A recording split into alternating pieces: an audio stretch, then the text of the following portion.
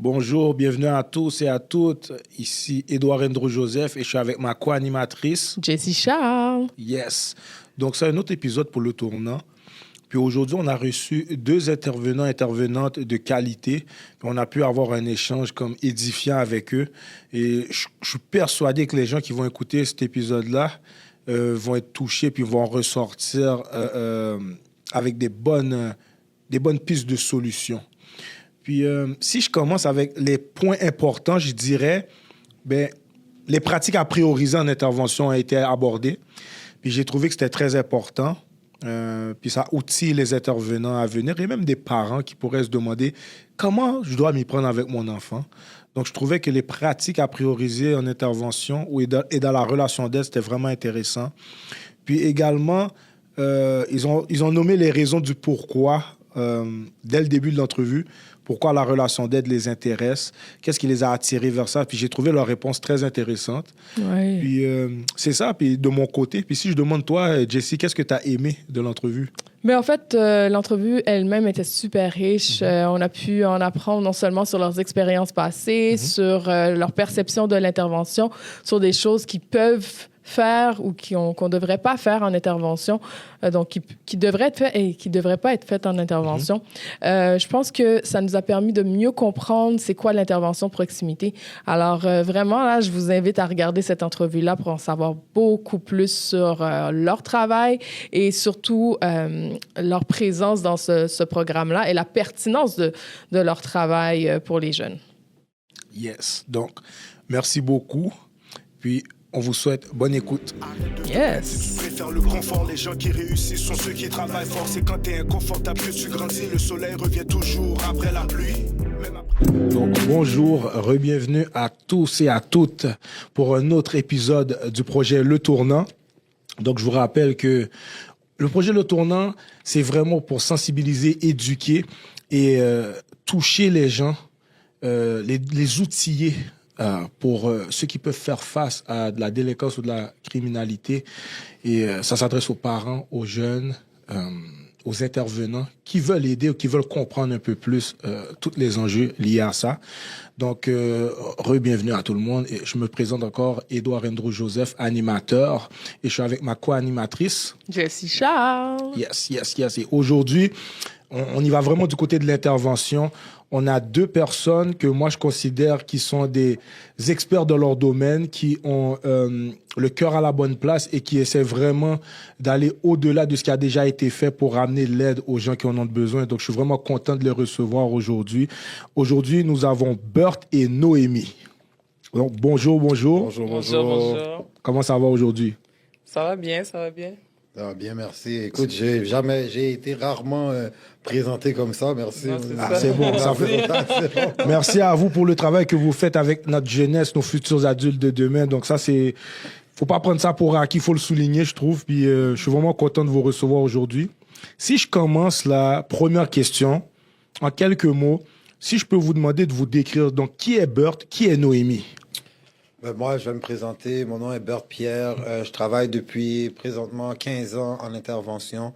J'ai travaillé dans l'est de la ville majoritairement du temps. J'ai travaillé en itinérance avec les jeunes à risque d'itinérance dans le quartier Hochelaga-Maisonneuve. J'ai fait pas mal 5 ans là-bas. Par la suite, j'avais parlé avec Pierson parce que je sentais que dans le quartier, il y avait certains enjeux au niveau de la criminalité qui venaient me rejoindre. Puis, en parlant avec Pierson m'a demandé de rejoindre son équipe pour venir travailler avec lui, à l'équipe RDP, sur les problématiques d'enjeux avec la criminalité en lien avec les armes à feu. Puis, écoute, moi, tu sais, Rivière, ça a toujours été dans mon ADN. Rivière, Montréal-Nord, l'Est. Fait que, à partir de là, dès qu'il m'a demandé son aide, j'ai décidé de venir travailler avec lui à Rivière-des-Prairies. Nice, ok, parfait. Et pour toi, Noémie? C'est bon. Pour moi, je suis encore un petit peu nouvelle dans l'intervention, donc ça fait déjà 5 ans. J'ai commencé à travailler dans les centres de jeunesse. Ensuite, j'ai basculé vers les écoles secondaires, donc j'étais TES. Par contre, c'était plus sur la Rive-Nord, pas à Montréal précisément. Ensuite, je suis venue travailler à Montréal-Nord. C'est un quartier où est-ce que j'ai grandi aussi. Donc, tout ce qui est niveau marginalité, criminalité, j'ai des connaissances, des gens que je connais qui ont tomber vers ce mode de vie-là. Donc, ça m'a toujours tenu à cœur de savoir pour quelles raisons ils y allaient, puis comment on pouvait faire pour les aider à se sortir de ce mode de vie-là. Puis, c'est aussi des sujets qui m'intéressent beaucoup. Donc, tout ce qui est niveau psychologie, tout ce qui est la sociologie ou des trucs comme ça. Donc, si je peux aider, je vais le faire avec plaisir. Nice. Merci beaucoup pour vos descriptions et juste de vous être introduit. Puis je crois que ça montre un peu plus, avant qu'on rentre en détail dans vos histoires, ça montre un peu plus, OK, les gens vont voir, OK, qui qu'on les présente aujourd'hui. Donc, merci pour ça. Et première question, là. OK. Est-ce que vous pouvez me dire c'est quoi l'intervention de proximité? Parce que je sais que c'est votre titre et il n'y a pas beaucoup de gens qui comprennent c'est quoi. Mais est-ce que vous pouvez me dire c'est quoi l'intervention de proximité, s'il vous plaît? Si je peux me permettre, je trouve que ça ressemble quand même beaucoup au travail de rue. Donc, veux pas, on se tient vraiment dans les milieux où est-ce que les jeunes se tiennent, que ce soit dans les parcs, dans les alentours des écoles, dans les écoles, proches de chez eux. C'est vraiment, mais des fois dans les commerces, que ce soit McDonald's, Tim Hortons. Donc, dans la proximité, c'est vraiment de se retrouver où est-ce que les jeunes sont, à les heures qu'ils le sont aussi. Puis, en même temps, ça peut aussi rajouter une certaine sécurité, si je peux dire, parce qu'on est des adultes bienveillants. On est ceux qui vont pas les juger, qui vont les accompagner. Tout ce qui est dans la réduction des méfaits aussi. Je sais pas si tu peux rajouter d'autres trucs. Même sur les réseaux sociaux, Ouais, c'est-à-dire vrai. partout où ce que les jeunes sont, on y est. J'aurais pas pu mieux décrire comme que tu as décrit là présentement. On est partout où ce que les jeunes sont. Parfait. Puis merci beaucoup pour ça. Puis avant que je passe la parole à ma collègue Jessie, je sais qu'elle a une tonne de questions pour vous aussi. Oui, toujours. Si je vous demande, qu'est-ce qui fait que... Parce que, OK, vous savez, le projet, c'est le tournant. Et on demande aux invités d'habitude, quel a été le point tournant, le moment tournant de ta vie? Mais si je vous demande à vous, pourquoi la relation d'aide? Pourquoi l'intervention? Pourquoi pas la construction? Pourquoi pas la coiffure? Pourquoi pas le droit? Pourquoi l'intervention et la relation d'aide? Ben, moi, pour commencer, depuis très jeune, j'ai toujours voulu être dans tout ce qui est social. Là. Quand j'étais jeune, je me voyais professeur. Ensuite, j'étais comme, mais c'est pas en étant professeur que je vais autant aider les jeunes. Oui, ça aide les jeunes, mais pas de la même manière. Donc, après ça, je me suis dit, je vais être avocate aux juvéniles, donc représenter les jeunes aux juvéniles. Et dans mes cours de droit, j'ai réalisé que j'allais plus être vue comme une autorité. Donc, j'allais pas avoir la relation d'aide que je recherchais vraiment. Donc, vraiment, d'être intervenante, c'est qu'est-ce qui me rejoignait le plus. Donc, c'est d'être toi-même, c'est de partager tes connaissances, puis d'en apprendre tous les jours aussi. Puis, je dirais que le moment que je me suis dit que c'est vraiment ça que je voulais faire, c'est vraiment quand j'ai commencé mes études. Comme tout ce qui m'apprenait, c'était comme, OK, c'est des choses que j'avais déjà fait des recherches, c'est des choses qui m'intéressaient déjà beaucoup. Mais là, ça mettait juste des noms sur les notions que je savais pas. Puis, ça faisait juste me confirmer que j'étais vraiment dans la bonne lignée. OK. Donc, si je peux dire ça comme ça. Merci pour la réponse. Et pour toi, Bert? Moi, parce que on disait que je parlais en pile. Wow. Pour de vrai, on disait que je parlais beaucoup, mais c'est pas ça vraiment qui m'a fait rentrer en intervention. Ce qui m'a fait rentrer en intervention, c'est que quand j'étais plus jeune, j'étais un jeune qui était quand même assez tannant. Moi, je passais par pas mal toutes les classes spéciales plus jeunes, fait que Prep 7. Après ça, j'ai fait peut-être un an avec les classes un an ou deux dans les classes spéciales avant de rentrer au régulier. J'ai toujours été un enfant qui avait des défis particuliers. Puis par la suite, quand je suis arrivé, admettons dans ma jeunesse, tu sais, mes parents disaient tout le temps, tu vas finir un délinquant, tu vas finir ci, tu vas finir ça, non. Puis par la suite, qu'est-ce qui est arrivé, c'est que j'étais en recherche de moi-même. Je finissais l'école au secondaire. Puis il y a un moment donné, à Montréal-Nord, il y avait un programme qui s'appelait Québec pluriel. Puis Québec pluriel, c'était pour les jeunes qui étaient proches de la rue. Tu comprends ce que je veux dire? Mais que voyaient qu'il y avait une tendance à vouloir rentrer un peu dans le système, puis ils voulaient se replacer, puis travailler. Fait qu'on nous donnait des options pour être capable de travailler. Puis, en tout cas, Charlotte, à ma mentor, qui s'appelait, dans ce temps-là, Katia Cariotte. Katia Cariotte, qui était une intervenante qui m'a aidé, moi, à me construire, puis qui avait parti ce programme-là, Québec pluriel. Puis, par la suite, Québec pluriel nous a outillés à être capable de parler avec les gens, à être capable de lorsqu'on était dans un travail, comment rentrer en contact avec les gens, comment travailler en équipe, nous a donné plein d'outils, à part faire ma boîte à outils. Puis c'est par là aussi que j'ai appris que j'étais capable de bien m'exprimer. Pourquoi? Parce qu'une fois que j'avais fini de passer à travers Québec pluriel, on m'a demandé de passer à la radio pour parler et promouvoir Québec pluriel. Puis c'est là où là, on m'avait commencé à m'envoyer des fleurs. Puis c'est là qu'on m'a dit, tu serais bien en intervention, tu devrais être capable de travailler avec des jeunes et tout et tout. Puis on m'avait fait faire un test d'aptitude. Puis dans mon test d'aptitude, vu que je parlais beaucoup, c'est marqué social. À partir de là, je te dirais que ça, c'était une des choses qui m'avait poussé à rentrer dans l'intervention. Puis l'autre chose aussi qui m'avait poussé à rentrer dans l'intervention, c'est que j'avais des gens dans ma famille qui vivaient certains enjeux au niveau des problématiques au niveau du comportement. Puis tout ça, ça m'intéressait parce que c'était moi qui étais un peu leur allié, c'est moi qui les aidais à travers les problématiques que eux ils avaient. Puis ça, c'était venu chercher ma fibre au niveau de l'intervention. Puis ça m'a fait aller chercher un peu plus. Fait que là, j'ai commencé à travailler à la Maison des jeunes de Rivière-des-Prairies. Par la suite, une fois, j'ai fait 5 à 10 ans à la Maison des... 5 à 8 ans à la Maison des jeunes de Prairies. Puis c'est après ça, je suis parti aux Auberges du Cœur de l'Escalier parce que je voulais un nouveau défi avec des jeunes plus âgés. Parce que quand je travaillais à la Maison des jeunes, c'était du 12-17. OK. Du 12-17, c'est de la prévention beaucoup plus que d'autres choses. Puis après ça, c'était du 18-30.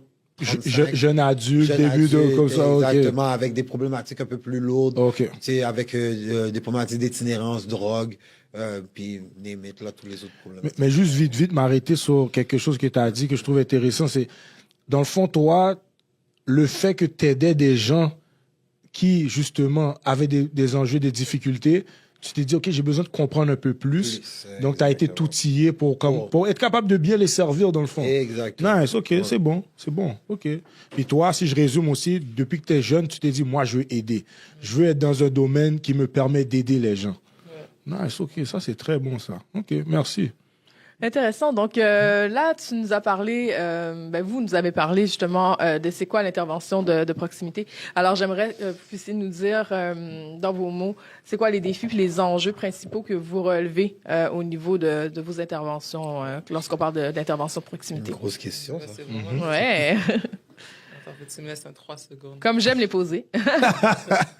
Mais je dirais que les enjeux, pour ma part, le plus fou, c'est que c'est rarement les jeunes. Les enjeux, c'est vraiment tout ce qui entoure les jeunes. Donc, tout ce qui est, des fois, le système, la recherche d'emploi. À l'école, c'est difficile. Puis, souvent, dans les écoles, je sais qu'ils sont déjà surchargés. Donc, ils n'ont pas nécessairement le temps à mettre dans ces jeunes-là.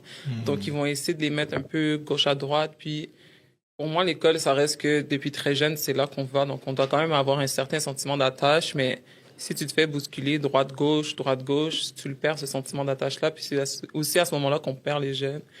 Donc, les enjeux, je dirais plus que c'est ça. C'est comme des barrières, c'est comme des bâtons qu'on se fait mettre dans les roues petit à petit, mais je pense que c'est vraiment ça. Je sais pas si... Au niveau des enjeux, je pense que c'est sûr et certain que comme on regarde tout ce qui est en lien avec la pyramide de Maslow, les besoins de base, être capable de combler les différents besoins de base que nos jeunes, nos parents, nos familles dans notre quartier ont. Ça, c'est les plus gros enjeux avec lesquels on fait face présentement. C'est sûr et certain que maintenant, on va regarder que nos jeunes rentrent dans une criminalité qui est beaucoup plus jeune. Quand ce qu'on a... D'habitude, ce qu'on avait l'habitude de voir auparavant, nos jeunes ne rentraient pas dans une criminalité aussi jeune. C'est sûr et certain que auparavant, il y en avait certains qui rentraient dans la vente de drogue à l'âge de 12 ans, 13 ans, mais on n'était pas encore dans tirer sur les gens ou quoi que ce soit. Tandis que présentement, c'est quelque chose qu'on va voir un peu plus souvent. Des jeunes de 13, 14 ans qui rentrent dans des méfaits, tentatives de meurtre, et des choses qui sont beaucoup plus dures à entendre, beaucoup plus difficiles. Moi, je te devrais dire que dans le travail que je fais présentement, depuis les 3 à 5 dernières années, c'est sûr et certain que j'entends des cas qui sont beaucoup plus élevés, comme on dirait en bon québécois, par rapport à la criminalité chez nos jeunes enfants. On a pu voir aussi, de part dans les médias, des jeunes enfants qui sont décédés lors de poursuites automobiles, lorsqu'ils sont rentrés dans une certaine criminalité. Puis ça, c'était des jeunes qui avaient 14 ans, tu comprends? Donc, c'est sûr et certain que pour nous, intervenants, ça nous affecte plus Pourquoi? Parce que nos jeunes sont beaucoup plus jeunes. C'était quelque chose qu'on n'avait pas l'habitude de voir comme ça auparavant. Mais je te dirais qu'on travaille d'arrache-pied pour essayer de réfréner un peu cette montée de nos jeunes dans cette criminalité-là. C'est pour ça qu'on travaille, on essaie de travailler fort là-dessus. C'est sûr et certain que ça va pas se faire du jour au lendemain, mais on essaie de travailler là-dessus tranquillement, pas vite, avec notre équipe bien en place. Puis je pense que tranquillement, pas vite, on est capable de voir qu'il y a un certain travail qui est en train de se faire tranquillement. Puis c'est sûr et certain, nos jeunes répondent. Il y a certains jeunes qui répondent positivement, comme il y a d'autres jeunes aussi qui répondent de façon peut-être plus neutre. Ouais. Tu comprends ce que je veux dire? Fait que moi, c'est comme ça que Même je au le vois. niveau, si je peux rajouter, au niveau de l'éducation sur les lois, souvent, plus ils commencent leur criminalité jeune, moins qu'ils en savent sur les conséquences que ça peut avoir. Donc, ça aussi, ça joue beaucoup. Puis, c'est même le fait que de nos jours, on a accès à YouTube, on a accès à tous les réseaux sociaux que possible. Effectivement. Tu as accès à une tonne de vidéos, que ce soit violentes. Moi, j'ai vu des vidéos qui m'ont traumatisé, puis je suis vieille, là, quand même. Wow. Fait que c'est vraiment comme toute la violence qu'ils sont exposés à. Ça, je dirais que c'est un gros enjeu aussi, parce que on peut pas juste shut down tous les réseaux sociaux. Il y a aucun parent qui peut contrôler à 100% tout ce que son enfant consomme sur les téléphones. Donc, ça aussi, pour moi, La ça serait... désensibilisation. Exactement. À la violence, là. À la C'est violence, comme banalisé de nos jours. Donc, Mais tu sais, maintenant, rentrer dans la criminalité, c'est une mode. ouais, ça, c'est un trend. Parle-en. Ouais, c'est une mode pour les jeunes présentement. Lorsque les jeunes rentrent dans la criminalité, c'est plus juste mais c'est parce que tout le monde le fait, c'est parce que c'est une mode, parce que présentement, être dans la criminalité, c'est cool. Tu comprends ce que je veux dire? Ça t'amène une certaine notoriété au niveau de la rue. Ça t'amène une notoriété, ben, pas juste une notoriété, mais un sentiment d'appartenance avec tes amis, dans ton quartier. J'ai une question, s'il vous plaît. C'était pas Vas-y. prévu, mais j'ai envie de le faire parce que un jeune qui arrive sur toi, là, qui arrive sur vous, qui vous dit yo, le gars m'a manqué de respect, mais je peux pas laisser ça passer, mon cher. Comme, quand le jeune vient vous voir puis il vous dit, c'est juste des mots qui ont été prononcés. Mais quand il vous dit mon respect, comme ma notoriété, comme tu viens de dire, ou mon street cred est en jeu, qu'est-ce que tu réponds, par exemple, à ce jeune-là? Ben, c'est sûr qu'on va essayer de dédramatiser la situation. Tu comprends ce que je veux dire? On va lui faire des reflets. Tu comprends ce que je veux dire de la Ben, situation? essayer de comprendre c'est où le manque de respect a vraiment atteint ta limite, là, pour toi. Est-ce que c'est quelque chose que ça tient vraiment à cœur? Est-ce que c'est parce que tu as peur de ce que les autres autour vont penser ou c'est vraiment toi qui le prends comme un disrespect? Ouais, puis est-ce que Il y a ça est-ce que ça vaut vraiment la vie de quelqu'un? Ouais. OK? Ça, Parce ça, que à la fin, maintenant, tu sais, un manque de respect peut venir en fait où comme si quelqu'un se fait tirer dessus. Fait que là, maintenant, est-ce que réellement ce manque de respect-là que tu sens avoir vécu, est-ce que maintenant il vaut la vie de quelqu'un d'autre? Tu comprends? Puis souvent, présentement, je pense que nos jeunes ont une grosse problématique à gérer leurs émotions. Puis ça, c'est un des plus gros travaux qu'on est en train de faire présentement. Les aider dans la gestion de leurs émotions. Tu comprends? Je veux dire, parfaire leur boîte à outils pour être capable de, maintenant, de avoir des meilleures prises de décision. Parce que je pense que présentement, la colère, la rage peut affecter l'impulsivité, peut affecter leur vie. Puis maintenant, ils ne comprennent pas les impacts qu'il va avoir tout au long de leur vie sur un geste qu'ils vont avoir fait. Fait que, tu sais, c'est pas mal ça, là, les différents enjeux qu'on voit au niveau de l'intervention. C'est sûr qu'il y en a plus, mais on peut dire que c'est les plus visibles, là, présentement. OK. Je vais rebondir là-dessus. Justement, comment vous faites avec l'exposition à toutes ces problématiques-là pour garder une santé mentale quand même stable? Parce que c'est quand même intense, vous avez partagé. Il faut rire beaucoup. Ah, ouais. Tu le dis Non, bien mais- sérieux, il faut rire Il beaucoup. faut rire beaucoup. Non, mais honnêtement, il faut savoir qu'à la fin de la journée, c'est des êtres humains comme nous. Donc oui, ils ont leurs défis, mais on peut pas tout avoir sur les épaules non plus. Donc, c'est d'être capable de délaisser. Moi, personnellement, je sois beaucoup écrire. Des fois, j'écoute de la musique sans parole. Je vais lire aussi beaucoup de livres sur le développement personnel, tout ce qui est psychologique. Donc, ça aussi, ça m'aide à garder ma santé mentale, mais il faut, comme on est des collègues, là, des fois, il faut vanter. Des fois, quand c'est trop, Faut ventiler. c'est ça, il faut ventiler. J'ai dit Ouais. vanter. Faut pas- Non, ça, c'est Mais c'est ça, c'est mais autre écoute, chose. C'est vrai que des fois, t'as besoin de vanter. Non, mais c'est ça. Faut être capable de se vider la tête puis pas de garder ça avec nous tous les jours, comme le soir, et essayer le moins possible de penser à ça. On sait que leur vie n'arrête pas au moment que nous, on rentre à la maison, mais c'est vraiment d'essayer d'être capable de séparer notre vie personnelle avec la vie professionnelle. Des fois, c'est plus du difficile travail. à dire qu'à faire selon Ouais. certaines situations qui vont arriver. Écoute, j'ai déjà été sur des moments où, à Rivière-des-Prairies, on a essuyé des coups de feu. Puis c'est des jeunes qu'on connaissait qui avaient été touchés, ce genre de choses-là. C'est sûr et certain que lors de ces moments-là, quand on rentre à la maison, c'est plus difficile. Puis c'est là où veut pas, nous, au niveau de l'organisme communautaire, on a la chance que notre directrice a pu mettre en place un certain système où ce qu'on peut avoir accès à des psychologues pour être capable de parler. Ça nous aide à pouvoir ventiler. C'est sûr que d'autre part, avec nos collègues de travail, on prend le temps de parler de différentes situations, d'en rire un bon coup des fois, même si certaines situations sont plus difficiles à rire que d'autres. Tu comprends ce que je veux dire? Des fois, c'est des situations qui sont pas drôles du tout. Mais des fois, il faut le tourner au dérisoire parce que sinon, on pourrait pas faire le travail qu'on fait présentement. Les cas sont lourds des fois, ce qu'on entend. Ouais, c'est vrai qu'on pourrait pas faire le travail, mais moi, des fois, à la maison, je pourrais pas, j'écoute des toons. Tu comprends ce que je veux dire? J'écoute quelque chose de cartoons, léger, j'écoute des cartoons. exactement. Pourquoi? Parce que des fois, avoir quelque chose qui est trop lourd ou bien écouter des séries policières à la télévision, c'est tout ce que je vois tout le temps. Ouais, ok. Fait que j'ai besoin d'écouter quelque chose, là, comme c'est qui est vraiment léger, là, tu comprends? T'as dit, dans mon quotidien, c'est 19-2. Là, j'ai pas besoin de l'écouter quand je rentre à la maison. Non, je te Tu comprends. comprends? Je Tu comprends. comprends? Fait que toutes ces histoires-là, je les vois au quotidien. Fait que quand j'arrive à la maison, moi, j'ai besoin de voir des petits lapins qui sautent, là, tu comprends? Bugs Bunny. Bugs Non, Bunny. non, mais c'est tellement fou que tu dis ça. Mais j'ai une question par rapport à ça, vite, là, ça me fait réfléchir. Est-ce que on dirait que, OK, le fait que vous êtes dans l'intervention à tous les jours, puis qu'à la base, vous avez le cœur pour ça, parce que quand vous avez parlé au départ, vous avez mentionné que vous avez un désir d'aider les gens, OK? Maintenant, quand vous n'êtes pas au travail, est-ce que dans la vie de tous les jours, les gens se tournent vers vous comme si vous êtes des intervenants? Bin. C'est vrai, ça arrive souvent. Puis comment tu deals avec ça quand tu sais que j'ai le cœur pour aider les gens, mais en ce moment, je suis pas en mode intervention.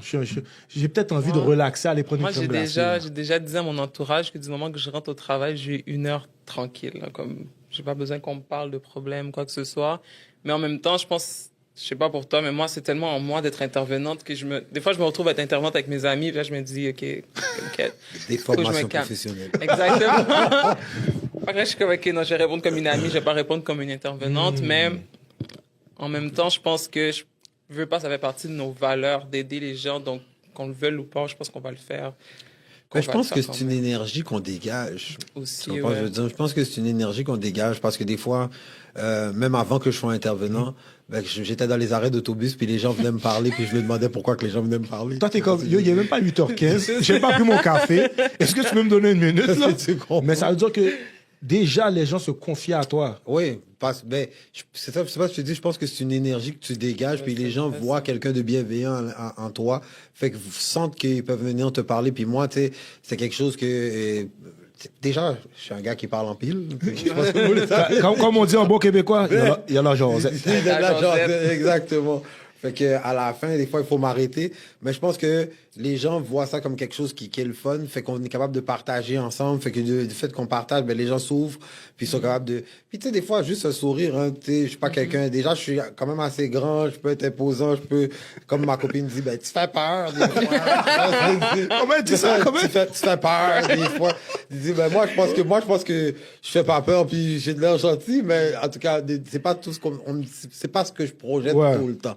Peut-être la manière que je suis habillé, Je les pense que c'est casquettes. vraiment que je mets. l'énergie parce que moi, si tu me connais pas, je parle pas. Je suis tranquille dans mon coin, mais les gens ils vont quand même essayer de venir raconter leurs trucs. Mais ça fait plaisir de savoir qu'on. On est capable C'est l'énergie d'aider qu'on comme ça. dégage, c'est ça. Exact. Non, ça, c'est bon. C'est vraiment bon. J'aime ça. Ouais. Super. Donc, est-ce qu'il y a des mythes ou des réalités que vous pourriez nous partager par rapport à l'intervention, mais aussi par rapport à tout ce qui est comme, je pourrais dire, des gestes qui sont un peu plus dans le dark side? Des mythes et des réalités. Même par rapport à l'intervention aussi, des choses que comme on peut penser qu'ils sont vraies, mais que c'est pas nécessairement vrai par rapport à Il y en a un qui me l'intervention. vient en tête. Souvent, quand je dis aux gens qu'on est intervenant, on me dit que je chill. Ok, Wow. c'est tellement vrai. Ça vient me chercher au plus profond de mon cœur parce que Wow. c'est pas juste parce que tu me vois rire avec les gens, parler avec les gens, que c'est pas un travail que je suis en train de faire. Tu sais, on est quand même toujours obligé d'être dans l'hypervigilance. On est supposé se souvenir de tout ce que les gens nous disent, parce que si tu me parles puis je me rappelle pas de ce que tu me dis, tu vas pas me faire confiance la prochaine fois. Fait que de croire qu'être intervenant, c'est chiller, c'est pas vrai. Mais tu sais, C'est pas vrai. surtout que quand ils nous voient jouer au PlayStation, tu vois, pour Exactement. la tête avec un t-shirt, c'est juste ça qu'on fait, jouer au PlayStation. Mais, tu sais, on est en train de travailler dans l'informel. Tu sais, il faut que tu vois que jouer au PlayStation, c'est juste un prétexte à l'intervention. Tu comprends ce que je veux dire? Fait que tout ce qu'on fait dans notre entourage, on l'utilise comme prétexte pour intervenir auprès des jeunes. Quand on joue au basket avec les jeunes, c'est un prétexte. Quand on est en train de faire de la boxe avec les jeunes, c'est un prétexte. Quand on va dans les sorties avec eux, c'est un prétexte. Parce que dans ces moments informels-là, c'est là qu'on est capable de s'asseoir avec eux, qu'on est capable de découvrir qui ils sont, qu'on est capable de partager sur les différentes problématiques avec lesquelles ils ont. Et là, maintenant, c'est là, à partir de là, qu'on est capable de voir et de dire, OK, ben, ce jeune-là, il y a telle ou telle problématique. Bon, ben, on va le prendre, puis on va commencer à faire des interventions de 1 à 1 avec le jeune pour être capable de régler sa problématique. Mais tout passe par créer le lien. Fait que la création de liens. Oui, tout passe par créer en le premier lien. lieu. Oui, c'est ce t'as qui est le pas plus le choix. important. Si tu es un intervenant, puis tu sais, aussi, des fois, au niveau des intervenants, on dirait qu'on pense comme un mythe. Il y a personne qui est obligé de créer le lien avec toi. Exactement. C'est un privilège. Est-ce que tu peux répéter ça, s'il Il vous y a plaît? personne qui est obligé de créer un lien avec toi. C'est un privilège. Tu vois pourquoi j'aime ça? Moi, je dis tout le temps aux gens, t'as pas demandé à la personne comment ça va, t'as pas demandé comment je peux t'aider, t'as pas demandé est-ce que t'as faim, mais tu veux commencer à lui donner de la discipline, commencer à lui donner des directives. Je te garantis, quelqu'un a faim, tu le nourris, tu prends soin de lui, il va t'écouter, oui. Life. Il va t'écouter. C'est même Va pas tirer juste par ça. son ventre, Mais mon c'est cher. Bon, en tout cas, moi, si tu me prends par là, mon gars, Un petit ricolé. Même Un juste, petit ricolé. juste le fait de créer un lien, veux pas, on travaille pas avec des robots, on travaille avec des humains. Donc, la manière que je vais parler avec Bert, c'est pas la même manière que je vais parler avec Jessie, par exemple. Donc, créer un lien, c'est de savoir aussi comment je peux intervenir avec toi. Avec chacun. Parce que moi, il y a des jeunes avec qui je peux être très direct, de dire ma façon de dire, puis ça va jamais briser le lien, mais il y en a d'autres que faut que je contourne un peu, faut que je le dise plus doucement, puis c'est en apprenant à les connaître que tu apprends à comment leur parler aussi. Puis c'est pas, je veux pas que vous voyez ça comme de la manipulation, c'est vraiment juste le fait de... S'adapter. C'est vrai, c'est de l'adaptation. Comme on m'a souvent dit que je suis un caméléon, dans le sens que je menteuse, manipulatrice. c'est pas vrai, je vous jure. Mais juste le fait, je veux pas, ça nous rend un peu caméléon parce qu'on peut Ouais, c'est s'adapter à tellement de personnes, puis ça peut nous permettre d'apprendre tellement de choses aussi. Donc la création de liens, vraiment. Important. Est-ce qu'il y a d'autres mythes ou des choses qu'on pourrait dire que comme les gens croient par rapport, je dirais pas juste par rapport à la délinquance et aussi par rapport à l'intervention? Ben, admettons maintenant un mythe, OK? Ben, tous les jeunes qui sont dans les gangs de rue veulent être dans les gangs de rue, OK? C'est un mythe. C'est un mythe. Il y a beaucoup de jeunes qui sont dans les gangs, qui sont là parce que ils n'ont pas eu le choix, parce qu'ils ont besoin de protection, parce que comme si... ça, c'est un mythe. Sentiment de fraternité, comme à la maison, on m'occupe pas, mais la gang m'occupe. Let's go. Exactement. Ça Tu ne va pas comprends? grand-chose. Aller chercher un besoin encore quand on parle de la pyramide de Maslow. Il y a plusieurs des problématiques. Présentement, c'est des problématiques socio-économiques. Donc, rentrer dans une gang de rue va venir combler un besoin, aller chercher un certain besoin qu'ils ont, qui est aller chercher de l'argent. Tu comprends ce que je veux dire? Fait que, tu sais, pour moi, comme si il y a aucun jeune qui veut réellement être dans une gang de rue comme ça. Tu comprends ce que je veux dire? C'est pour répondre à un besoin. À répondre à un besoin la majorité du temps. Tu comprends? Qui rentre dans une certaine criminalité. Des fois, quand on regarde l'histoire des gens, tu comprends? Puis c'est là où des fois, il faut aller chercher un peu à comprendre, à analyser l'histoire des gens, parce que c'est en connaissant l'histoire que tu vas savoir ce par quoi qu'il est passé, et à partir de là, mais c'est ce sur quoi tu dois travailler avec la personne. Tu comprends? Ben, j'aime beaucoup parce que moi, ce que je comprends beaucoup, c'est vous, avant même que peu importe, vous commencez l'intervention, vous calculez, vous vous intéressez à la personne. Oui. Et après ça, on verra le reste. C'est la Mais base juste- de l'intervention. Juste un exemple, quand je travaillais au centre jeunesse, moi, on me disait, quand tu as des nouveaux jeunes, lis le dossier, puis quoi que ce soit. Je le faisais jamais. Parce que je veux pas te rencontrer, puis déjà avoir une image préconçue de toi, de la manière que la personne a écrit ton dossier. Fait que moi, je prenais toujours le temps de, c'est quoi, viens, on va jouer à la PS4, on va jouer à Touquet, viens, on va jouer au basket, on va faire quelque chose ensemble, puis de là, je peux voir comment que t'es. Puis, veux pas, ça fait en sorte que le jeune est comme, ah, OK, ben, t'es pas juste cool, là. ouais. C'est ça, t'es pas juste là pour lire mon dossier puis me dire quoi faire. Là. Comme tu veux apprendre à me connaître, tu veux créer quelque chose aussi. Un autre mythe que je ferais rajouter, que j'entends souvent, comme là, en ce moment, on a beaucoup de violences armées ou quoi que ce soit. Puis, j'ai l'impression que les gens ont juste tendance à, c'est un criminel, c'est un méchant, c'est ici. Mais quand tu leur parles à la fin de la journée, c'est tellement pas ça, là. C'est tellement pas ça. Puis, c'est un mythe de juste dire ce que tu fais, c'est qui tu es, puis c'est fini. C'est un masque qu'ils Exact. mettent majoritairement Ouais. du temps. Tu comprends ce que je veux dire? Parce que moi, lorsque je travaille avec eux, je vois des enfants, je vois des jeunes adultes, je vois des papas, je vois des cousins, je vois des frères. OK? Parce que tous ces gens-là font partie d'une famille, font partie d'une communauté. Malgré qu'ils sont dans la criminalité, ben, il faut pas penser que la criminalité s'arrête à leur personnalité. Tu comprends ce que je veux dire? Puis là, ou que leur personnalité est la criminalité. Tu comprends ce que je veux dire? Moi, je dis souvent que je travaille avec des gens qui ont fait des actes criminels, mais je travaille pas avec des criminels. J'aime ça. Pour pas que ça reste accroché après leur peau. Tu comprends ce que je veux dire? Parce qu'à la fin, tu peux avoir fait des erreurs dans ta vie, mais éventuellement, te rattraper, récupérer tes erreurs et devenir une bonne personne. Tu comprends ce que je veux dire? Apprendre de ses erreurs. Moi, j'aimerais ça savoir dans cette vie-là, c'est qui a jamais fait une erreur, c'est qui a jamais... Écoute, Comme les enfants qui apprennent à écrire, on dit pas que c'est des illettrés, là. Comme, Tu vois, on leur laisse. ils apprennent. Ils apprennent son processus. Il y en a qui sont plus casse-cou, puis il y en a aussi que, justement, ils apprennent en faisant des erreurs, versus il y en a d'autres qui apprennent en regardant les autres faire des erreurs, ou ils Exact. écoutent, ils sont plus dociles, on pourrait Ouais, mais dire. c'est surtout que maintenant, quand on regarde que présentement, avec les médias sociaux, nos jeunes et nos enfants sont alimentés par plein de substances ou ce qui sont collés 24 heures sur 24 sur leur téléphone. Puis, le téléphone est rendu l'extension de leur main maintenant. Donc, emmagasine beaucoup de choses dans leur tête, dans leur subconscient. Et après, ça, ils ne comprennent pas aussi les impacts que tout ça, ça a sur eux. Fait qu'à la fin, maintenant, lorsqu'un jeune est toujours sur son téléphone, regarde des trucs violents, je sais pas si vous avez déjà vu Killing Cut on Cam. Ouais. OK? Killing Cut on Cam, c'est quoi?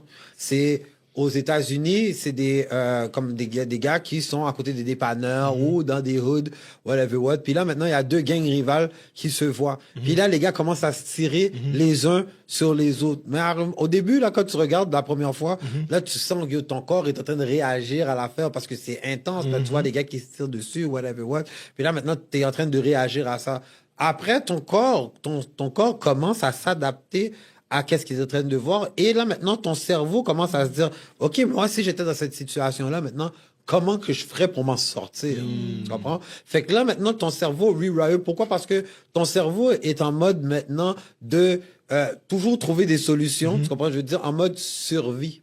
Fait que maintenant, au lieu d'être en peur, d'être en effroi par rapport à qu'est-ce qui est en train d'arriver, mais ton corps va commencer à se dire, OK, même comment moi je vais faire pour pouvoir me préserver de qu'est-ce qui est en train de se passer? Mais ça veut dire que peut-être que je vais devoir rentrer en contre-attaque. Si j'ai une arme à feu, comment je vais me positionner pour être capable de tirer moi aussi vers la personne? Donc vient la désensibilisation de ce qui est en train de se faire. C'est sûr et certain que quand on va regarder, on va pas dire que les jeux vidéo ont un impact sur la criminalité. Mais lorsque les jeunes sont vulnérables et que ces jeux vidéo-là tombent dans une place où ce qui est beaucoup plus vulnérable, ben c'est sûr et certain qu'il y a beaucoup plus de risques pour ces jeunes-là de rentrer dans une certaine criminalité. Ça, c'est comme un autre mythe, là, pas pour te couper, Oui. mais c'est comme qu'on dit que automatiquement tu regardes film violent, musique violente, jeux vidéo violents, t'es violent. Ben, tout- T'as non, dit- c'est avec comme la les- musique aussi, c'est exactement la même chose. Mais t'as parlé il y a des prédispositions. Ok. Exactement. Tout est dans les intentions aussi. C'est pas juste. Est-ce que je regarde un film violent juste pour regarder un film violent? Ou est-ce que je regarde un film violent parce que j'aime ça? Est-ce que c'est parce que c'est tout ce qu'il y a derrière aussi qui peut influencer? Là? Il y a mon acteur préféré, c'est un nouveau film qui est sorti. genre. Puis il y a l'âge aussi d'exposition, parce que le cerveau n'étant pas encore développé Très bon pour point. pouvoir faire la part des choses, souvent ça aide pas. Puis aussi, comme tu avais parlé plus tôt, la surexposition à ça, puis c'est rendu normalisé. C'est des choses que je pourrais dire dans les temps passés, on voyait pas. Ben, tu sais, sans compter Présentement, nos jeunes consomment des drogues de plus en plus tôt. C'est plus juste du pot, là. C'est plus juste du pot. Puis là, c'est des vape pens, c'est plein de trucs aussi qui passent un peu plus en dessous du radar des intervenants, des professeurs, du système en tant que tel. Tu comprends ce que je veux dire? Donc, aussi avec des teneurs en THC qui sont très élevées. Tu comprends ce que je veux dire? Moi, j'ai vu des jeunes tomber avec les wax pens sans connaissance parce que comprennent pas que comme si dans le taux de THC dans les wax pens est très élevé, fait que maintenant vont chain vape comme puis après ça, ils vont tomber bang. Ils ont pas mangé. Tu chain vape, t'as pas mangé. T'as dormi tard. Oublie ça, là. Bon, Comme c'est cocktail Molotov, là. Puis en même temps, après ça, on parle de concentration à l'école. Tu comprends ce que je veux dire? Inhibition au niveau de certains comportements. Tu comprends ce que je veux dire? On sait que l'alcool aussi amène certaines inhibitions au niveau de certains comportements aussi. Donc, c'est tout ce genre de choses-là qui aident pas nos jeunes présentement, tu comprends ce que je veux dire, puis sur lesquels on doit avoir un regard, puis essayer d'analyser ce genre de choses-là. Pourquoi? Parce que maintenant aussi, il faut comprendre que on a légalisé la marijuana. Exact. Fait que pour les jeunes, eux, ben, si c'est légal, ça veut dire que c'est pas nocif, tu comprends ce que je veux dire? Et mais pourtant, aussi, ça veut... comme Jessie vient de le dire, si tu as commencé à consommer à l'âge de 12 ans, quand ton lobe frontal, tes connexions au niveau de ton cerveau sont pas vraiment bien faites, ben c'est sûr et certain que ça va venir amener comme des problématiques. Fait que c'est quand tu vois 2-3 partenaires qui sont intelligents solo, là, les gars parlent intelligents comme si t'arrives pas à comprendre qu'est-ce qu'ils sont en train de dire, ils marmonnent ou quoi que ce soit, ben pose-toi des questions, tu comprends? À quel âge a commencé à fumer, tu comprends? Tout ce qui est les distorsions cognitives aussi, toute leur perception du monde aussi, elles peuvent être différentes, se sentir persécutées, croire que mais c'est correct, si je le vole, la personne va le rembourser, son assurance va le rembourser. Tout ça, c'est comme des distorsions cognitives que veut pas, avec le pot, oui, c'est considéré une drogue douce, mais ça reste que c'est une drogue là aussi à la fin de la journée. Juste vite, nous, au pire, on travaille en intervention. Qu'est-ce que, de manière simple, si tu expliques distorsion cognitive à quelqu'un qui sait pas c'est quoi? Et dans le fond, une distorsion cognitive, si je me rappelle bien, c'est vraiment... c'est une distorsion qui se fait dans ta manière de penser. Donc, c'est comme si tu transformais quelque chose. C'est comme si tu emmenais une validation à tes propres pensées, mais sans te baser sur des faits réels. Donc, c'est vraiment comme... Preach! C'est un peu comme l'exemple que j'ai donné, le fait de se dire, ben, c'est correct, si je te vole, ton assurance va te rembourser. Ça, c'est... Je confirme pourquoi je peux te voler. Hein. Si je le fais, de toute façon, t'es remboursé. Rationalise. Exactement, ça le mot que je cherchais. Si je te vole, je te fraude, mais à la fin, t'es assuré, ta banque va te rembourser. C'est pas si pire Exactement, que ça. Donc... Mais ça, c'est sans compter que la personne ne comprend pas. Peut-être que comme Théo, la carte de crédit que la personne avait, c'était sa seule carte de crédit. Elle a 3 enfants à charge. Que comme si elle allait acheter mais la ça, on va pas pour pousser ses plus enfants. loin. Si tu peux te faire rembourser, ça règle le problème. Et ça affecte Mais le en crédit de la combien de temps? personne. Ça, c'est ça, mais c'est ça qu'ils mais ça, ils vont pas comprennent chercher. C'est ça qu'ils vont pas chercher. Elle dit, faut pas chercher. Mais, est-ce que tu avais une question maintenant? OK. On a effleuré un petit peu. Mais on le sait que ces problématiques-là peuvent pas se régler avec une seule personne. On a besoin, comme l'expression, la fameuse expression, ça prend un village pour élever un enfant. Et si maintenant on dit que ce village-là, c'est l'école, les parents, l'équipe sportive, l'église, le gouvernement, tout le monde met la main à la pâte. La société, OK? Si je vous demande, OK, dans les dernières années, là, on a commencé à avoir un peu plus de partenariat au niveau de l'institutionnel et du communautaire. Puis c'est quoi les bienfaits que vous en retirez de ce partenariat-là? Que personne reste de leur bord, tout le monde vienne ensemble et essaie de trouver une solution pour nos jeunes, nos futurs leaders de demain. Pour moi, c'est vraiment beau parce que on se complète dans le fond. C'est comme une continuité aussi. Donc, c'est pas juste on suit un jeune, il rentre en centre de jeunesse, on le perd pendant 1 an, il ressort comme si de rien n'était, puis nous, on repart à zéro à chaque fois, nous aussi.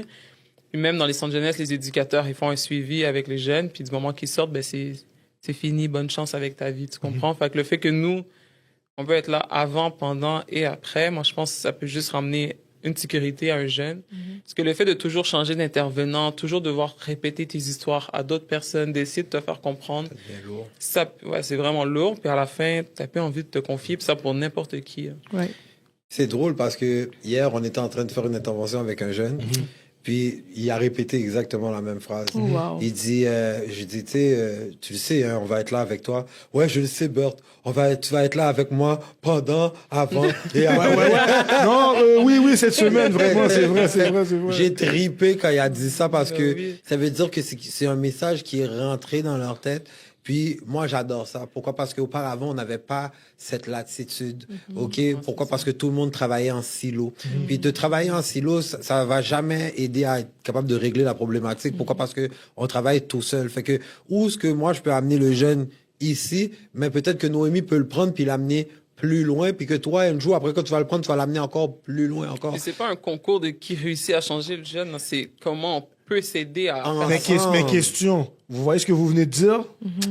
J'aime tellement ça. Parce que il faut que les gens comprennent que en compétition. si moi je viens du communautaire pour rentrer dans l'institutionnel, c'est pas pour voler ta job, c'est pour qu'on s'aide, pour que je Être puisse. complémentaire. That's it. Et vice-versa. Quand je vois l'institutionnel venir nous visiter dans nos bureaux, je vois pas ça comme vous venez marcher sur nos plates-bandes. Moi, je vois comme vous avez des forces, nous avons des forces. Comment on peut Les s'aider? combiner ensemble. Comment on peut faire en sorte que le jeune soit bien desservi, puis qu'il y ait vraiment le service adéquat pour sa problématique? Ben, That's it. c'est là où ce que moi je parle souvent de toile d'araignée. Il faut qu'on se crée une toile d'araignée dans laquelle où ce que tous les acteurs du système sont des araignées qui sont sur cette toile. OK? Et le but de cette toile d'araignée là, c'est qu'il y a aucun jeune, aucun adulte, aucune personne qui tombe entre les filets du système. Donc qui passe à côté puis on puisse pas le rattraper. Et là présentement, la toile d'araignée est faite d'une façon tellement serrée où ce que n'importe qui passe, il tombe dans la toile. Une fois que la toile a commencé à bouger, ben là, maintenant, on le sait que comme s'il y a quelqu'un qui a été pris dans cette toile-là, mais il y a un intervenant qui va venir et qui va être capable d'adresser la problématique que cette personne-là a.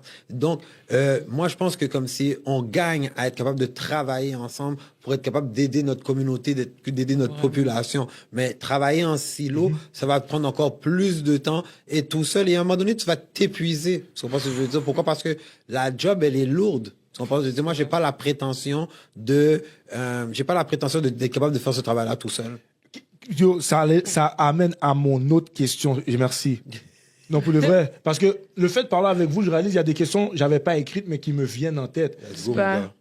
En tant qu'intervenant, quand tu es devant un challenge ou une situation où tu es comme, j'ai peut-être pas toutes les ressources pour l'aider, comment ça vient vous travailler? Et est-ce que même ça vous affecte et ça affecte votre estime de soi en tant que, je suis pas un bon intervenant? Ou comment tu gères ça en tant qu'intervenant, intervenante? Ça peut dépendre. Moi, pour de vrai, je suis quand même une personne qui connaît assez mes limites. Donc, même avec un jeune, si c'est rendu à un moment que, comme on dirait, je sais plus quoi faire ou je sais plus c'est quoi les ressources, je vais lui dire honnêtement que, comme en ce moment, ce que tu me demandes ou quoi que ce soit, j'ai pas la réponse maintenant, mais je vais faire des recherches. Puis quand je vous dis je vais faire des recherches, je fais vraiment beaucoup de recherches. Donc, OK. faut être capable d'accepter vraiment ses limites puis de vouloir aller plus loin aussi. Comme, qu'est-ce qu'on se dit souvent, c'est que on fait le 100%, mais c'est le 10% supplémentaire qu'on va faire qui va vraiment nous aider. Donc, c'est sûr qu'à certains moments, tu peux te dire, OK, je suis pas un bon intervenant, on dirait que j'ai laissé passer des choses, on dirait que si. Mais juste te morfondre sur ton sort, tu vas pas avancer pour toi-même, tu vas pas avancer avec le jeune non plus. Donc, c'est important de savoir où est-ce que tu as eu quelques faiblesses puis d'être capable de t'éduquer par rapport à ça puis d'aller plus loin aussi. Moi, je pense qu'être un bon intervenant, c'est un intervenant qui est capable de faire une introspection. Un intervenant qui est capable de s'asseoir à la maison une fois de temps en temps, puis se poser la question, ben, cette intervention-là que j'ai faite, est-ce que je l'ai bien faite? Est-ce que j'aurais pu mieux la faire?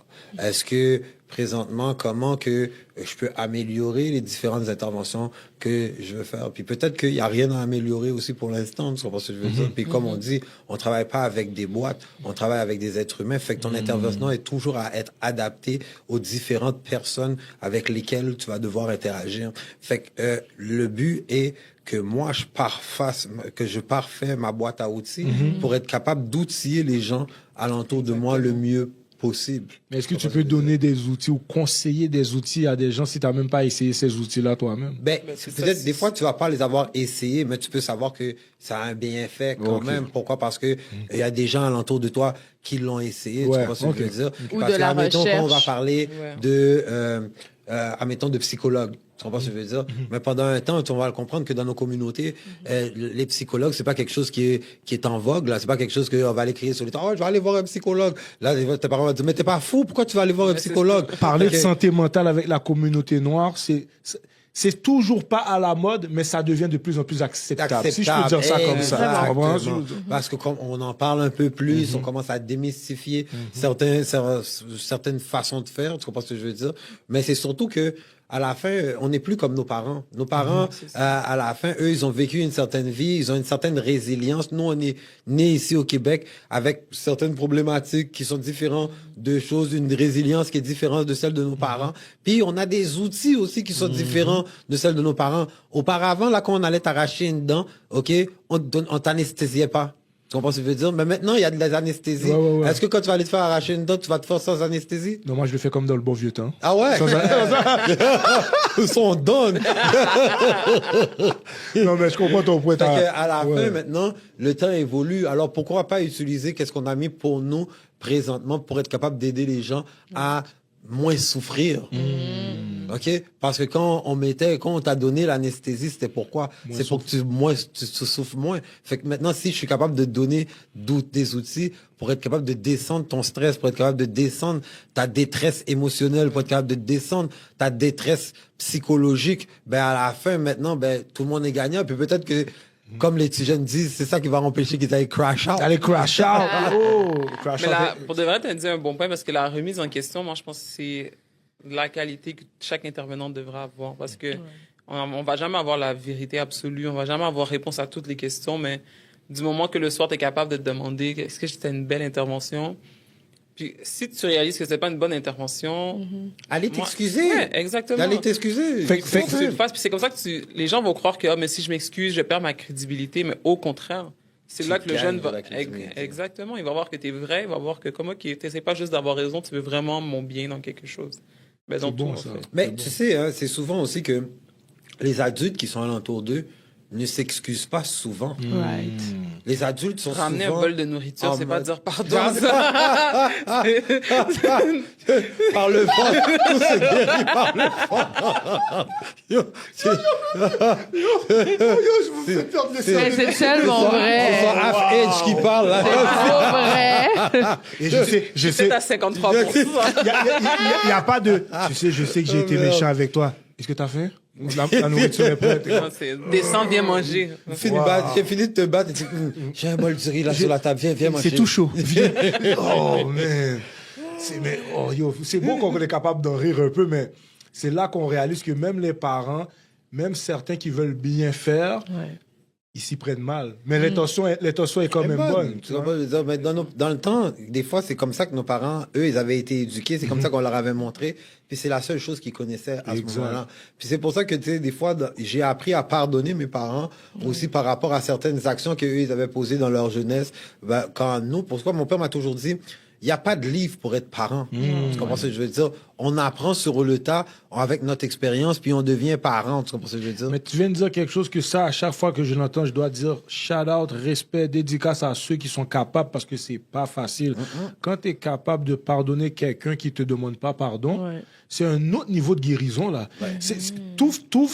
Comme si tu permets à ton être de guérir puis de passer à quelque chose d'autre. Mais maintenant, être devenu parent aussi, ça m'a donné une autre vision. Tu comprends ce que je veux dire? Du fait que, comme si moi, ma mère, il y avait certaines choses que, quand elle me disait quand j'étais plus jeune, je sortais à 7 heures le matin, je rentrais à 10 heures le soir, je faisais 12 heures, plus de 12 heures sans appeler à la maison, sans donner de signe de vie, sans rien. Mais moi, j'étais jeune, dans ma tête, je comprenais pas comme si, pourquoi qu'elle me demandait de rentrer de chill dehors, tu comprends? Je sais que je suis en train de m'chill, moi-même. Si t'étais parti à la kermesse, jouer au bowling avec les amis, tu leur aurais dit, oui, mamie, je vais sur où que je vais, mamie.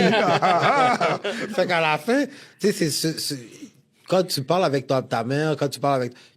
ils vont t'essayer de te prévenir de certains trucs, mais pour toi, ils parlent caca. C'est vrai, c'est vrai. Jeune, tu comprends? Mais là, maintenant, je suis déjà saisi. Tu vois?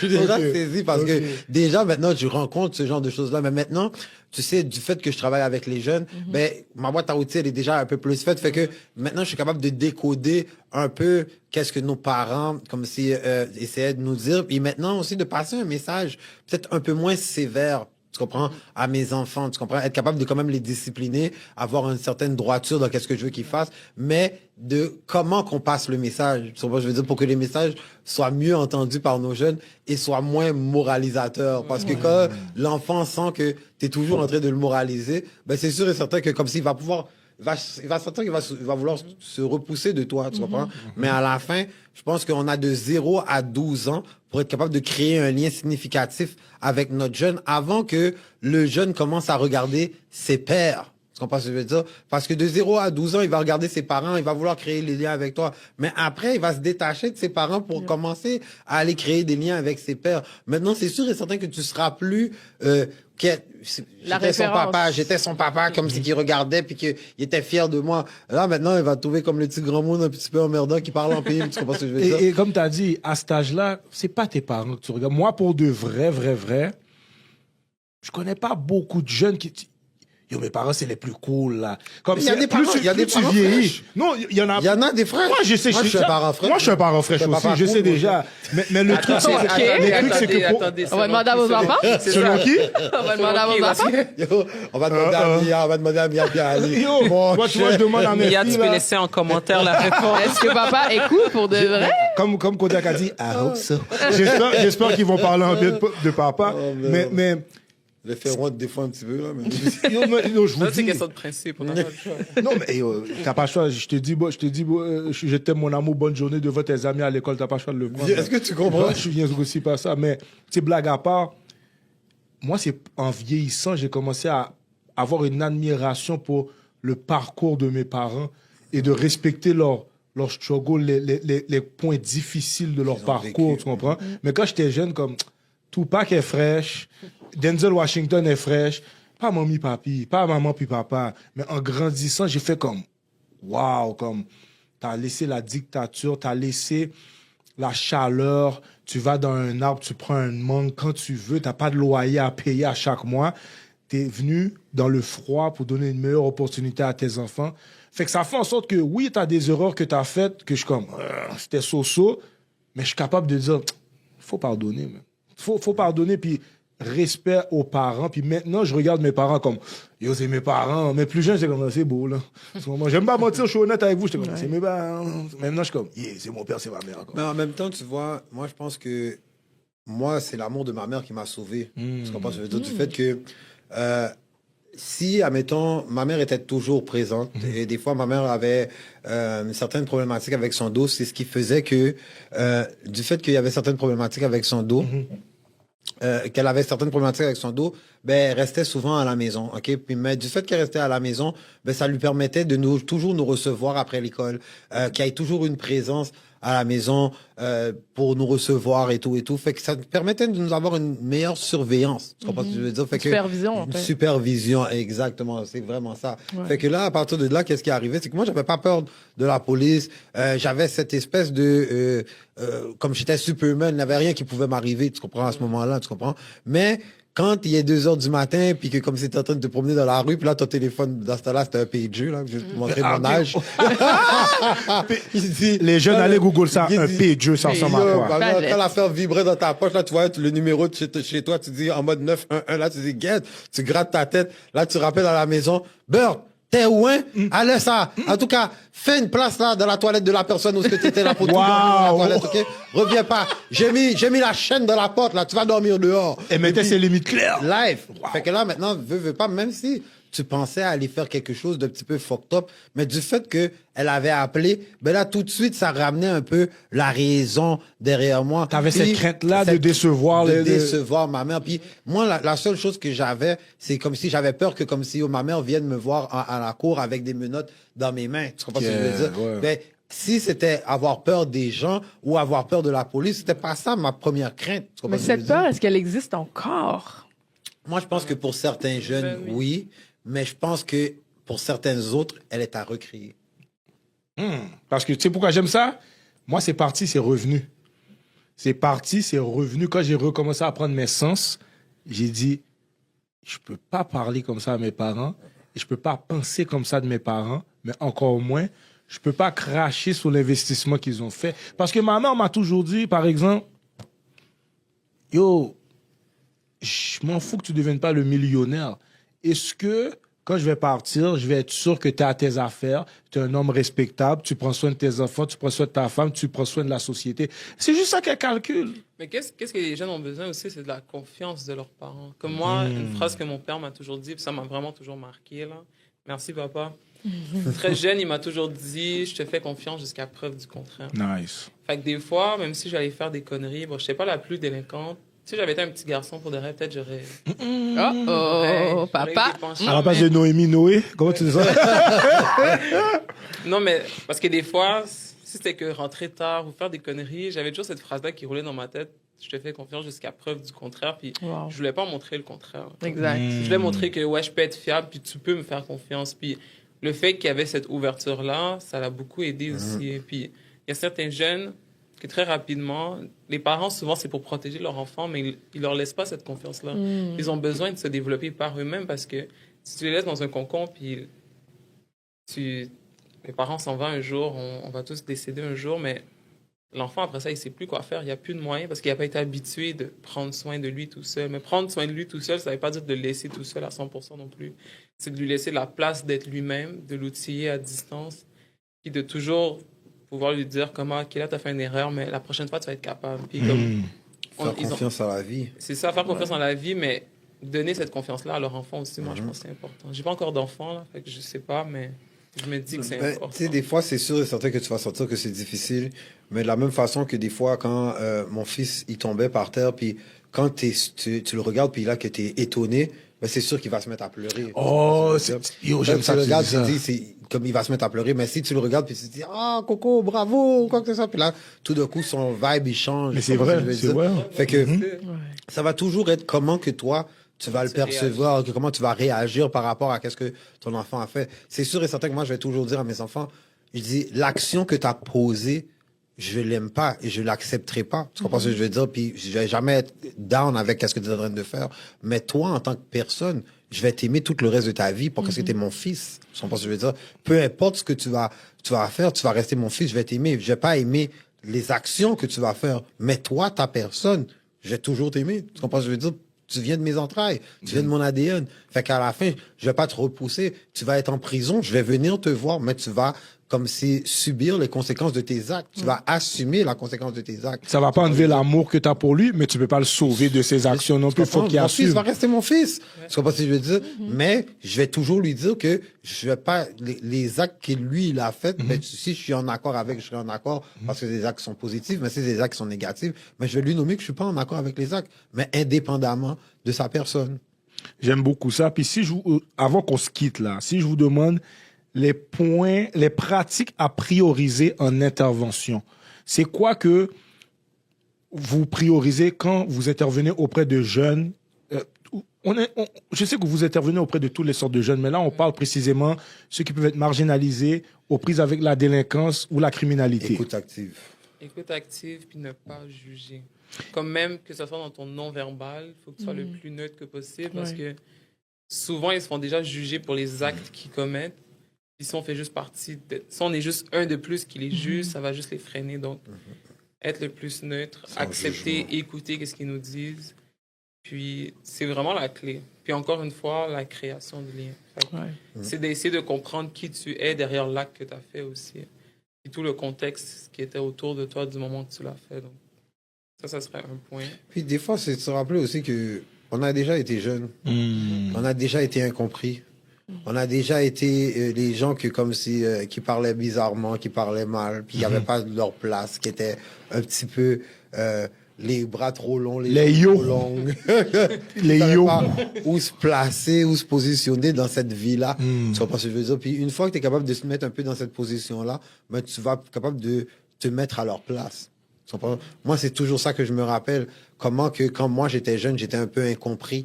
Comment que, comme si des fois, on n'arrivait pas à décoder mon langage. Tu comprends ce que je veux dire? Fait que maintenant, je suis un peu cette personne hybride entre l'adulte et le jeune qui est capable de parler avec les adultes, mais qui est capable de décoder aux jeunes qu'est-ce que les adultes disent. Tu comprends ce que je veux dire? Pour être capable de les faire comprendre. Fait que maintenant, tu sais, c'est un peu ce jeu-là, c'est un peu cette position-là que j'ai. Moi, c'est un jeune qui m'avait dit ça. Il dit, Bert, tu es un hybride, toi. Il dit, tu comprends qu'est-ce que les vieux disent, puis tu es capable de nous traduire à nous qu'est-ce que les vieux disent, puis tu es capable de traduire de ce que les jeunes disent aux vieux. C'est ça mon travail. Ben, c'est pour ça que je suis un interprète. Il n'y a pas de stress. T'es un interprète, tu fais le pont. Il n'y a pas de stress. C'est une touch avec la jeunesse dans le sens que le slang va changer, leur manière de penser va changer aussi. Comme moi, il y a des choses qu'on faisait quand on était jeune, comme n'importe quel adulte, on respectait. Les jeunes de nos jours, t'as beau être n'importe qui, ils vont pas te respecter. Puis, il faut pas les juger par rapport à ça parce que le contexte social a changé aussi autour de tout ça. Donc, mais après la pandémie, tu comprends ce que je veux dire? C'est ça, ils ont eu été la toujours coupure. reclus sur eux-mêmes. Ils ont été coupés des gens. Fait que maintenant, tu sais, veux pas, la socialisation, c'est beaucoup plus difficile pour eux. C'est tout ce genre de choses-là. et sinon, un autre truc qu'on pourrait me dire aussi, on a dit l'écoute active, pas juger, faut pas être dramatique. Faut pas dramatiser les choses. Comme ils savent que qu'est-ce qu'on fait, c'est mal. Moi, ils ont beau nous dire non, c'est posé. Je sais qu'au fond d'eux, ils savent. S'il faut que tu ailles prendre quelques drogues après, c'est parce que tu sais qu'au fond de toi, ça va pas Ça aller. marche pas. Exactement. Il faut pas être dramatique non plus, parce qu'ils le savent déjà, ça va pas rajouter quelque chose, ça va pas les aider, tout ça. Puis c'est vraiment ça. Faut rester chill. Ouais. On est des chillers, on est des intervenants. Oui, OK, les J'aime ça, intervenants les j'aime plus ça. chill au monde. J'aime ça. OK. All right. Donc, moi, je dirais des do and don'ts, ben, des choses, des pratiques à faire. On en a parlé, mais des pratiques à ne pas faire en tant qu'intervenant. Ça serait ça. Quand un jeune te raconte quelque chose, tu dis ouais, Elle ouais, dit tout ça. ça faut pas faire ça. Non? OK. Est-ce qu'on peut le traduire à une mauvaise gestion de ses réactions et de son... OK. Mais on peut le dire comme ça. Ou des choses à ne pas faire. Mhm. Aller raconter qu'est-ce que le jeune te raconte. T'inquiète. Ah oui, oui, oui. C'est pas ta place l'intervention, sinon là... Tu comprends? Comme, Mais les raconter à qui? ben, que ce soit N'importe qui. à ses parents, que ce soit à des amis, à ses amis, que ce soit comme si à ses professeurs, tu comprends ce que je veux dire? C'est sûr et certain que si lui te donne pas la permission de pouvoir comme Voilà. communiquer qu'est-ce que lui veut que tu communiques, tu comprends ce que je veux dire? Ben, c'est là, on est dans un bris de confiance, tu comprends ce que je veux dire? Puis là, c'est sûr et certain que de recréer ce lien de confiance-là avec le jeune après, ça va être très difficile, tu comprends? Puis on s'entend que toute notre intervention est basée sur la confiance et le lien. Et la crédibilité, t'as pas le Fait choix. qu'à la base, ça, c'est... Parce que eux, c'est des histoires de leur vie. Là. C'est pas des zins à les raconter à n'importe qui. Donc ça, c'est vraiment un bon point. Manouchka m'a trompé, puis là, c'est tough. Ouais, même s'il te dirait ça, il faut que tu le gardes pour toi. En réalité, mais... On est un jardin secret. Exact. Exact. Il faut jeter la clé. Exact. Ouais. Une- Non, vas-y. Non, mais une autre chose à pas faire aussi, je dirais, c'est... Ben, ce qu'il faut faire, c'est laisser la place aux jeunes de parler. Donc, quand je dis quelque chose à ne pas faire, c'est... Oui, dans notre tête, on essaie de relate avec le jeune, mais faut pas relate toujours à 100%. Puis, ah oui, ben moi, c'était comme ça, moi, je l'ai fait comme ça. Ah, mais toi, tu l'as fait comme ça. Ah, mais moi, je l'ai fait comme ça, puis je l'ai géré de cette façon-là. Fait que j'ai l'impression que quand tu essaies trop de mettre comment toi, tu l'aurais fait, des fois, les jeunes peuvent se dire, OK, mais Mais toi, t'es vieille. Hein. c'est ça. Wow. Peut-être que lui... Toi, dans ton temps, ça se peut-être que passait nous, on comme sent ça, qu'on mais dans relate notre avec temps, ça, lui, ça se passe pas c'est comme ça. Hmm. Tu Lui, il comprends? relate pas tant avec nous parce que Ben, parce que toi, t'es grand monde. Ça. C'est pas le même monde. c'est ça hein? pour toi. Non, toi, t'es grand monde. C'est moi, Lyongin, ici. mon cher. Elle a dit ça pour toi. Parce que tu vois la petite barbe blanche, là. Fais ton respect. T'inquiète, c'est juste pour piéger les gens. C'est un Qu'est-ce petit que coulet, t'allais dire? là. J'avais un bon point en plus. J'ai oublié. My bad. Non, c'est correct. Ah oui. C'est important de rester dans l'empathie et pas la sympathie. Je pense que C'est quoi la différence entre les deux, si tu mets en l'empathie, contexte? c'est d'être capable de te mettre à la place de l'autre et de ressentir, de penser à qu'est-ce que l'autre peut ressentir. Tandis que la sympathie, c'est vraiment que tu ressens avec la personne. Donc, c'est Ok. vraiment- Intéressant. T'es vraiment là, honnêtement. Je pense que on a pas mal fait le tour. Qu'est-ce que vous en pensez? C'était pas mal riche. Ouais. Ah, Vraiment. respect à vous, mais si je vous demande juste avant qu'on quitte, là. Juste avant, là, c'est dernière question pour de vrai. Andrew, Pour faites vous du deux, là. Andrew. Là, vous allez donner un message de fin à tour de rôle pour la jeunesse qui vous écoute ou les jeunes adultes qui sont aux prises avec des problèmes de délinquance, marginalité ou criminalité. Et vous allez donner un message aux futurs intervenants-intervenantes. Ouais. C'est pas obligé d'être long, juste un message d'encouragement pour les jeunes qui sont suivis et les intervenantes? Moi, je vais citer Andrew. OK? Peut-être que vous ne le savez pas, là, mais Andrew travaille avec moi. C'est mon partenaire de travail. On travaille ensemble tous les jours avec les jeunes, à Cité, un peu partout. Puis Andrew se dit tout le temps, chaque problème a une date d'expiration. OK? Tu comprends ce que je veux dire? Fait qu'à la fin, moi, là, ce que j'aime de ça, c'est de se dire que aujourd'hui, peut-être que tu es dans une problématique, mais ça sera pas ça tout le reste de ta vie.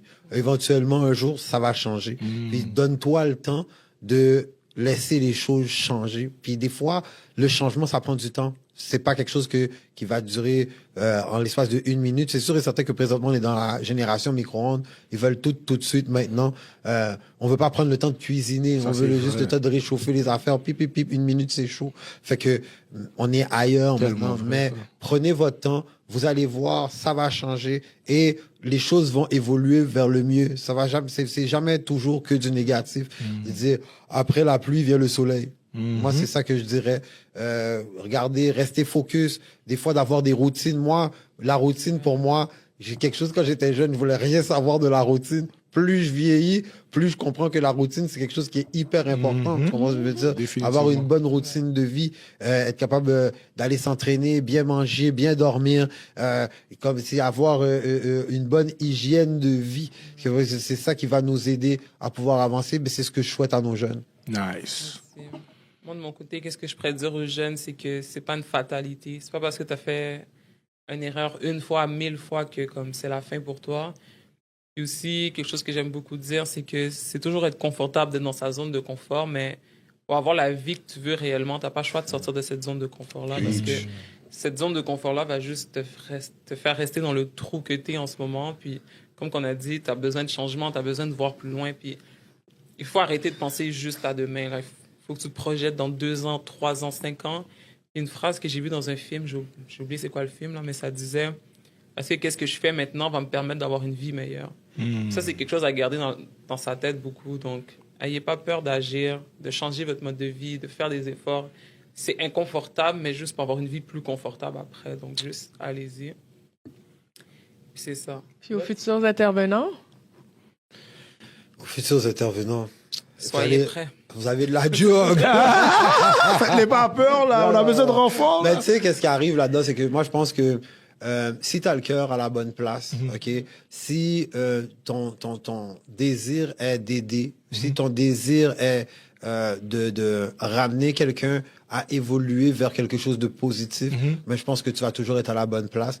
Puis je pense que, comme on l'a dit tantôt, si tu as une écoute active, si tu es capable d'avoir une bonne introspection par rapport à toi-même, si tu comprends que tu es ton propre outil de travail et que tu dois faire attention à toi-même avant de pouvoir rentrer en contact avec les autres. Des fois, il y a certaines journées où ce que ça va pas bien, mais c'est d'être capable de dire à ton autre intervenant comme ça, à l'autre intervenant, il dit aujourd'hui, je suis peut-être pas la bonne personne pour être capable d'intervenir auprès de ce jeune-là. Alors, est-ce que tu peux prendre le lien? Pour moi, c'est d'apprendre à se connaître en tant que personne. Et c'est là qu'il va pouvoir faire que comme ça, vous allez pouvoir mieux intervenir auprès des autres. Jamais oublier qu'on est notre propre outil de travail, puis que c'est avec nous-mêmes qu'on travaille. Donc, si on fait pas attention à nous, ben c'est sûr et certain qu'on va pas être capable de travailler longtemps. parole de sagesse de la barbe poivre et sel. Aïe, aïe, aïe. Non. Mais dans le même sens, moi, quelque chose que je peux vous dire, c'est de foncer. Les intervenants, on en a besoin, puis ceux qui deviennent intervenants, pour de vrai, pour moi, chapeau. C'est même pas juste parce que je suis intervenante, mais c'est un métier qui peut être tellement dur par moments, mais tellement le fun en même temps.